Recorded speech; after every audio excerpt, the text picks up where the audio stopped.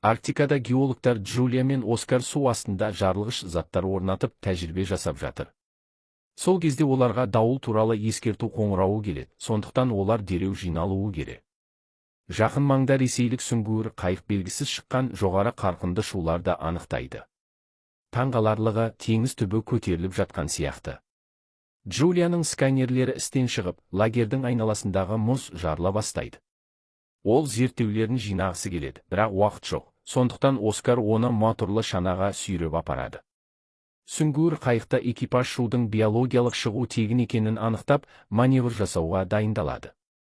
Бірақ қайық су астындағы бір нәрсемен соқтығысады. Жер бетінде Джулия мен Оскар мұздың жарылуынан қашып, барынша тез жүреді.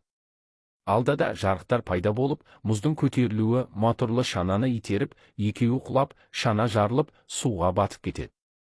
Көп ұзамай лагерде жарылып, қалған ғалымдар баяу суға батып өледі. Сүңгуір қайық зақымданып, экипаж орындарында әрең отырады. Біраз күрестен кейін олар атыс ашады, жарық су астындағы алып сегізаяқтарды анықтайды. Бір адам әйнекті тесіп ұшып, жарақатынан есінен танып қалады. Тағы бір офицер сүңгуір қайық батып кетпес бұрын авариялық буйды шығарады. Ресей теңіз әскерінің штаб пәтерінде қайықтың жоғалғаны туралы хабар алады. Ол маңызды қаруларды тасығандықтан, құтқару тобы қаруларды алуға немесе жоюға жіберіледі. Миссияны қайық капитанының ағасы Виктор басқарады. Оның отбасы оның да жоғалып кетуінен қорқады. Анасы әкесінің сағатын сәттілік үшін береді. Сол түні Виктор доққа жетіп, әкесінің досы, адмирал Ольшанскийдің де миссияға қатысатынын біледі. Бірінші көмекші Ольшанскийдің тым қартайған және мінезі қиын деп алаңдайды. Сүңгуір қайықта экипаж мүшелері демалыстан шақырылғанына шағымданады. Джулия мен Оскар дауылда телефондарына сигнал іздеп кезіп жүр. Джулия экранға алаңдап, тұңғиыққа құлай жаздайды, бірақ Оскар оны ұстап алады. Оның телефоны мұнай платформасынан сигнал табады, бірақ дауылдың шуынан жұмысшылар оны естімейді. Сигнал үзіліп, Оскар сигналдық от жағады да құлап түседі. Таңертең сүңгуір қайық жоғалған жерге жетіп, дайындықтан кейін суға түседі. Ольшанский Викторды жеке бөлмеге алып, жоғалған қайық туралы есепті оқытқанда экипаж арасында өсек тарайды. Джулия мен Оскар буйдың мұзда тұрып қалғанын тауып, сол жерде күтуді шешеді. Сүңгуір қайық буйдың сигналын алып, сол бағытқа беттейді. Киттер қайықты қоршап, экипаж оларға зиян тигізбеу үшін төмен түседі. Бір кит винтке соғылады. Ольшанский сонарды қосуды бұйырады. Виктордың киттерге зиян тигізуі мүмкін деген уайымына қарамастан. Сонар қосылғанда киттер қайтып, бірақ төмен жиілікті шу шығып, теңіз түбі көтеріледі. Алып сегізаяқ китті бір соққымен өлтіреді.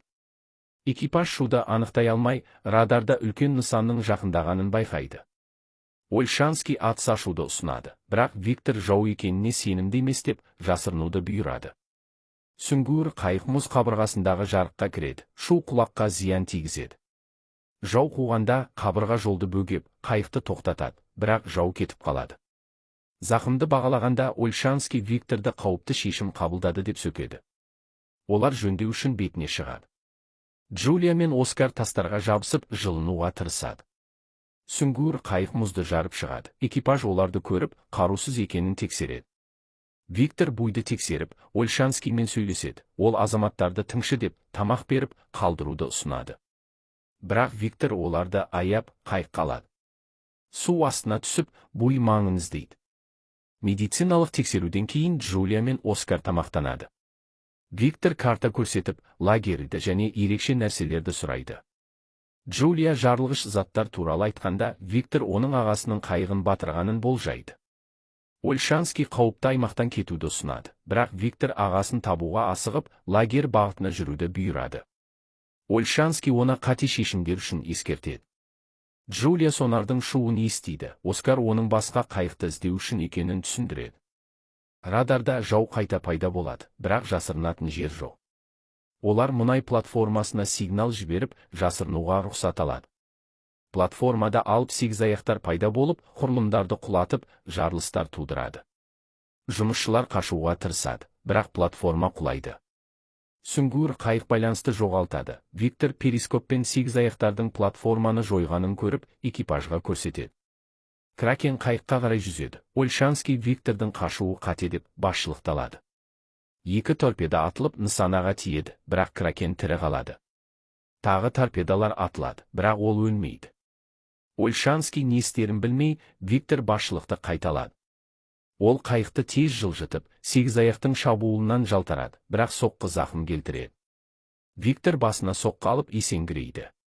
Компьютерлер қысқа тұйықталып, біреуі адамды басып қалады. Қайық батып, Кракен қайта соққы береді. Торпеда бөлмесінде жарылыс болып, өрт шығады.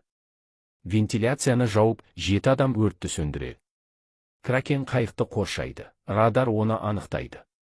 Виктор дыбыс бойынша аңшылық жасайтын жануарларға қарсы тыныштық режимін қосады. Өртпен күресу тоқтайды. Торпеда бөлімінде көмірқышқыл газы көбейеді. Кракен кетеді, бірақ өрт өршиді. Виктор бөлімді тастап қарулардың жануына рұқсат береді. Зақымданғандар шығарылып, есік жабылады.